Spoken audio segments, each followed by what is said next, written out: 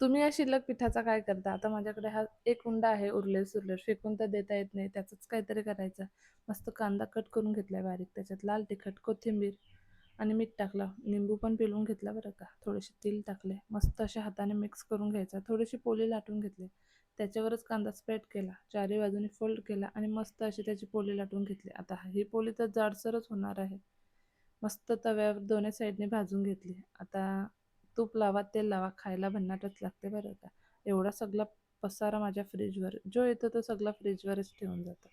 सगळा क्लीन केला आणि मस्त असं त्याच्यावर एक पाण्यात भरलेली बॉटल मनी प्लॅन्टची ठेवली. आता थोडासा बदल पाहिजे ना, इकडे पोरांना भूक लागले. बाहेरचं काही मागवण्यापेक्षा घरीच बनवायला घेतलं. मस्त फिंगर्स बनवायचे होते, कट केले.